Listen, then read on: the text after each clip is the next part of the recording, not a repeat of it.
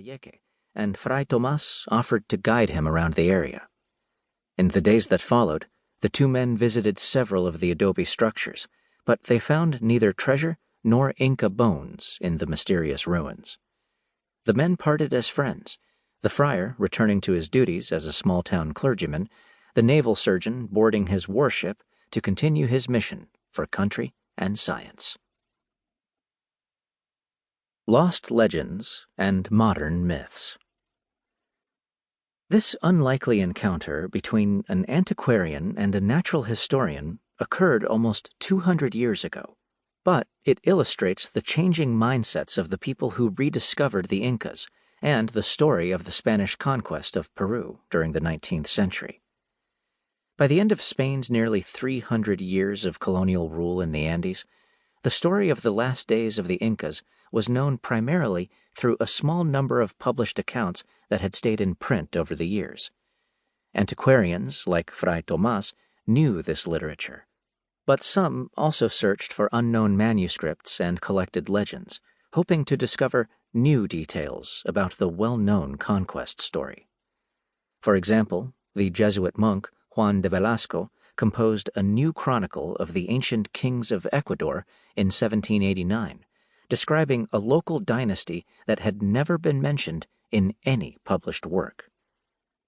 As antiquarians labored to recover lost myths and legends, natural historians pursued the scientific documentation of the Andean world that fell to Francisco Pizarro and his fellow Spaniards.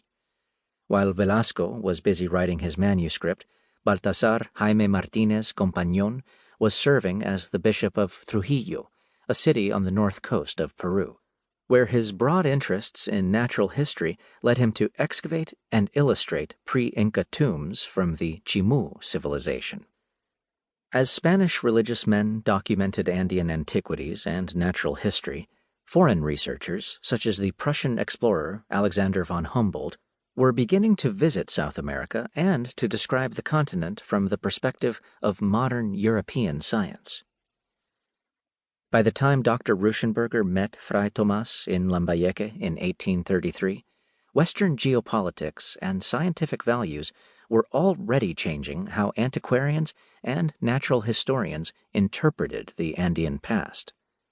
For Latin American antiquarians, the disintegration of the Spanish Empire stimulated the urge to discover new national histories. The Inca Empire became the ancestral realm of modern Peruvians, a civilization that Spanish colonialism had overturned and then dominated until the moment of national independence.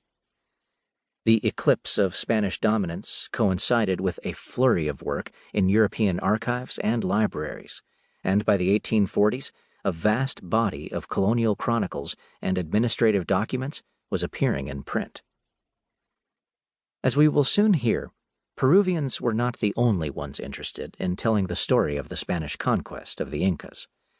The story held a fascination for many American and English readers, including Rauschenberger, who was already familiar with many of the published sources on Peruvian history when he sailed the South American coast. When he visited Lima for the first time, Rauschenberger made repeated visits to the city's cathedral, where, according to colonial-era sources, Francisco Pizarro's remains had been placed centuries earlier. The surgeon convinced the sacristan to open the cathedral's crypt and accompany him downward into the darkness, candle in hand, to search for Pizarro's bones amid the jumbled remains of the illustrious dead of Spanish Peru. Although Pizarro fascinated him, Rauschenberger considered the conquistador to be a brutal, ignorant, and wicked man, a view of the Spaniard that had long dominated the literature of Protestant Europe. As Spain's changing imperial fortunes were reshaping the significance of the antiquarian narratives, scientists were introducing modern approaches that placed humanity in a new context of space and time. Astronomy and geology had advanced rapidly, and naturalists and explorers around the world worked to classify plants, animals, and people. When it came to the scientific organization of our own diverse species, Europeans invented a new science of race, building on their belief in the superiority of their own nations, which they